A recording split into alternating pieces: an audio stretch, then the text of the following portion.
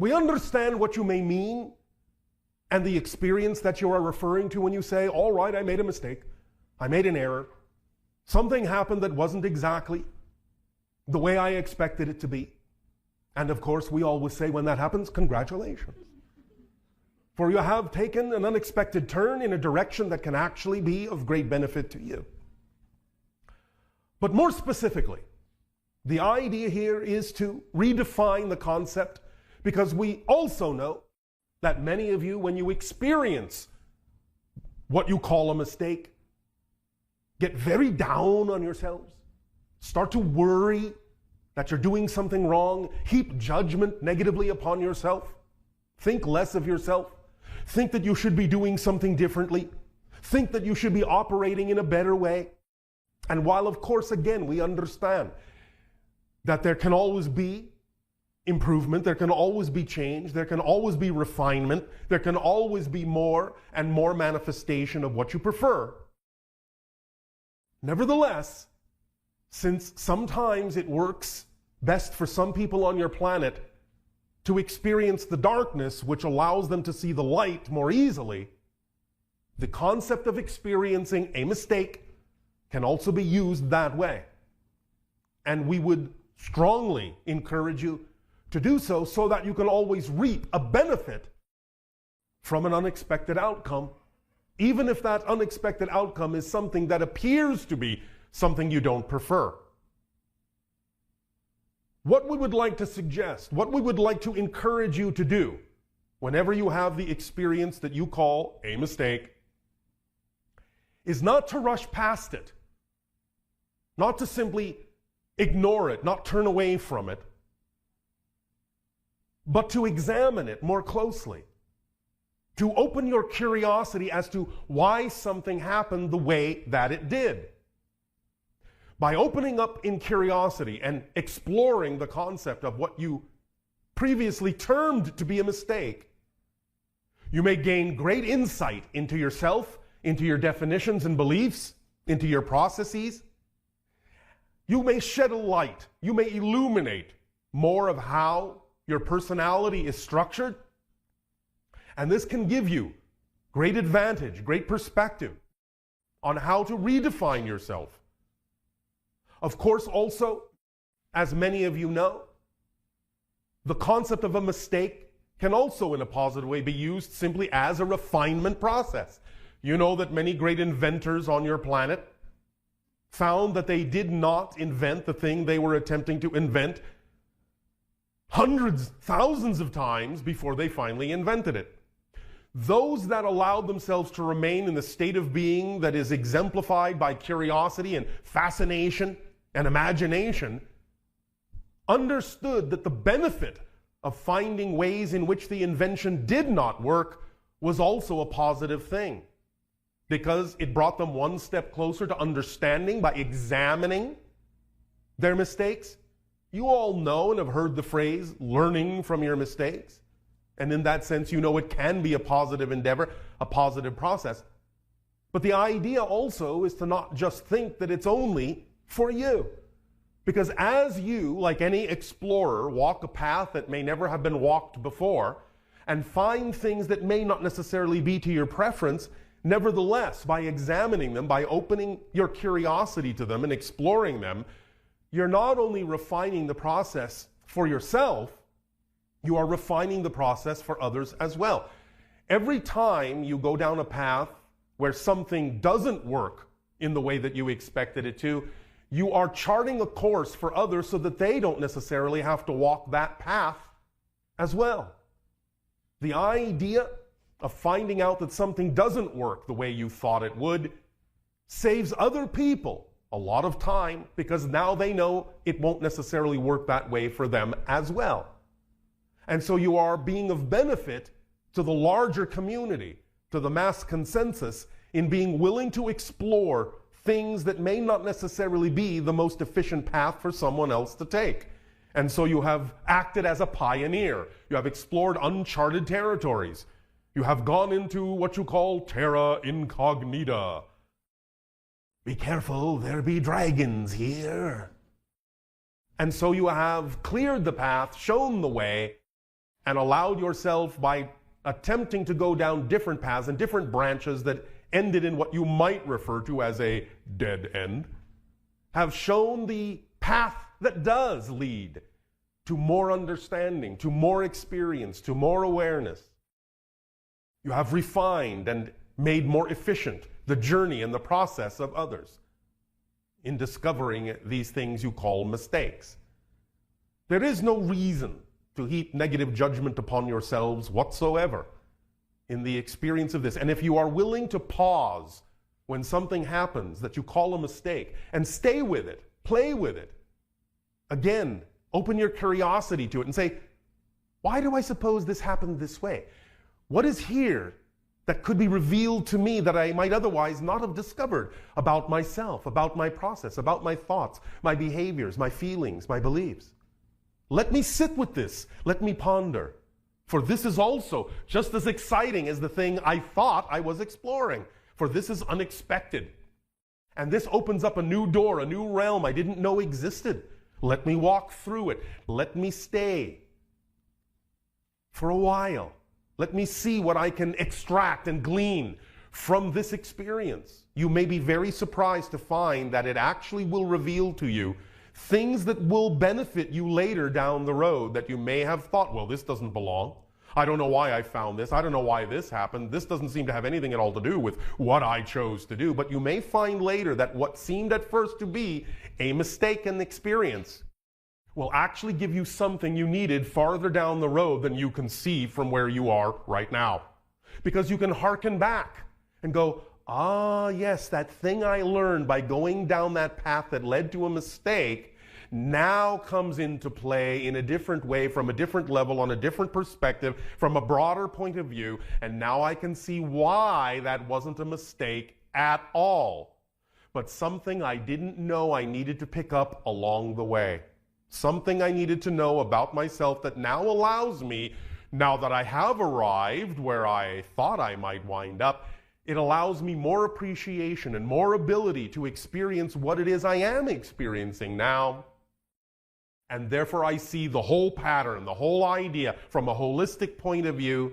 And I don't have to assume that what I experienced before as a mistake was an interruption, was an obstacle, was anything that had nothing at all to do with my path, but was really part of the learning process, the process of learning more and more about who and what I am, which is the whole point. For as we have said, the process is the point. The journey is the destination.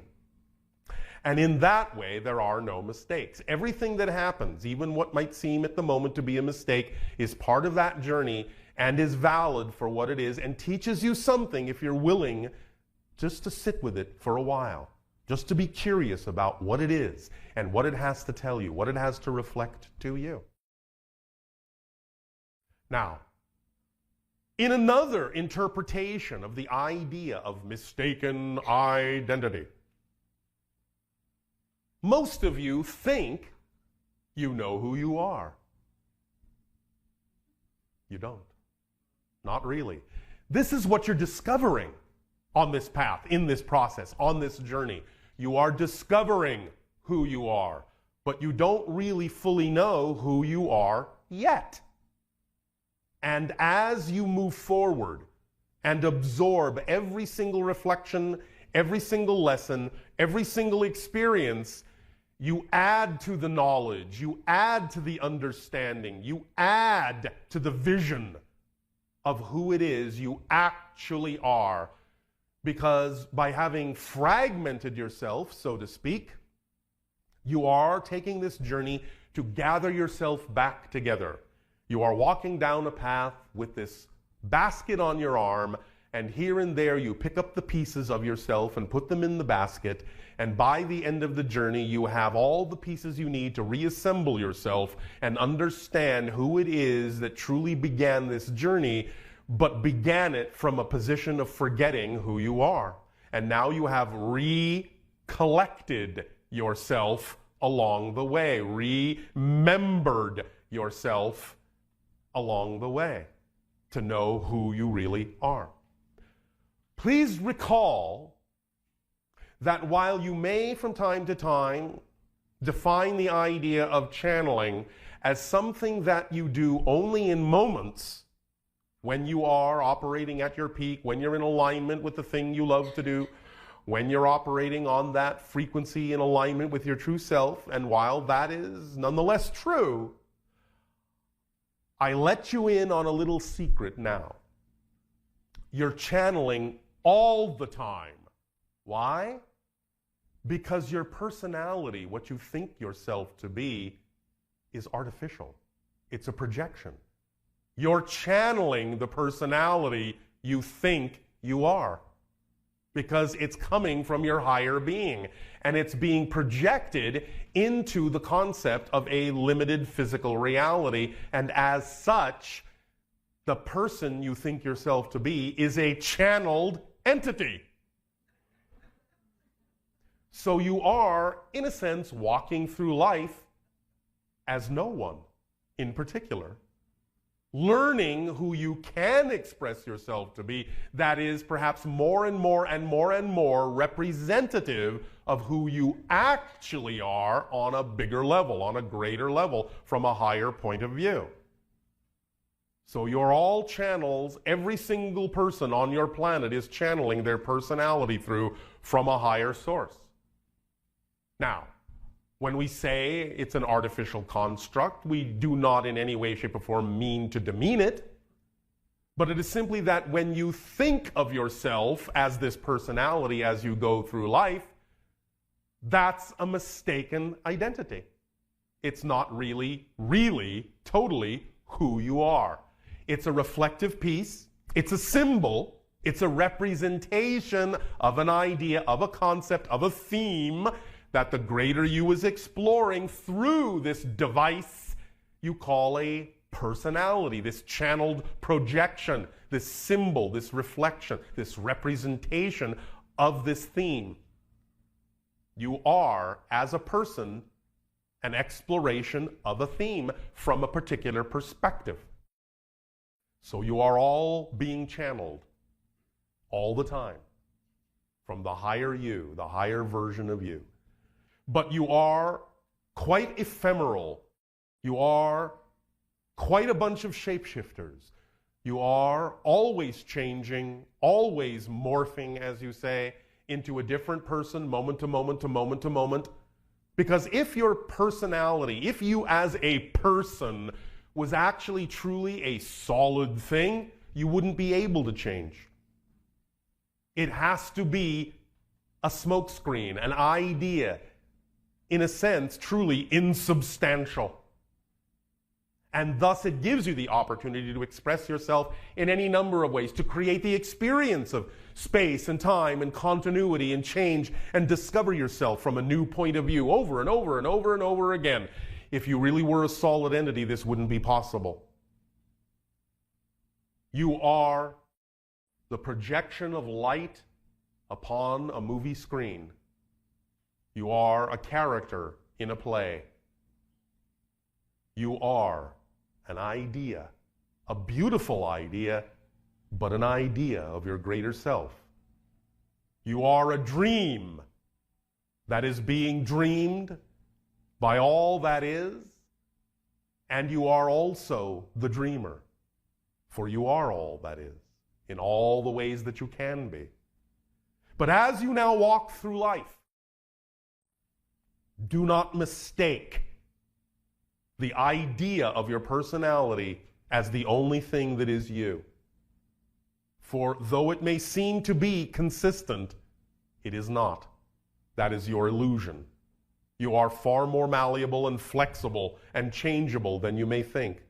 And now is the time for you to open up your identity in such a way so as to not make the mistake that you are more solid than you actually are, that you are unchangeable, and that continuity doesn't have to seem to be as fixed as you have thought it to be in the past, and that your past and future are all here now, and you can exemplify, you can take on the clothing of the different identities that are all still representative of the greater you, the greater identity, of which this identity is a part. But you can begin to think of yourselves in a much bigger way by knowing how ephemeral this identity of your personality truly is. So now as you go through life, open up to the greater identity. Does that make sense to you? All right. Do you allow yourselves, when we tell you that you are channeling your personalities, to start to feel a little bit different about who you think you are? Because the real you is the person behind the curtain. Your body is just a curtain. And it is not your identity. It is a piece of it, but it is not your identity. To believe so would be a mistake. But it has served you. It has brought you to this point where you can pull back the curtain and reveal more of yourself to yourself, and oh, what a shock you will find. How brilliant, how limitless, how beautiful, how amazing, how creative, how imaginative, how powerful is that being behind the curtain who has created the curtain, who has created the illusion, who has created the smokescreen, who has created this identity, who has channeled this personality in order to explore a realm of consciousness within the greater consciousness that you are. For remember, there is no outside.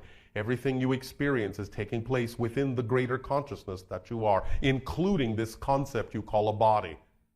Your consciousness is not in your body. Your body is in your consciousness. It is a projection of light, an illusion of reflection. Smoke and mirrors is what you are. So, blow yourselves away and see what actually reflects back to you in the mirror of creation.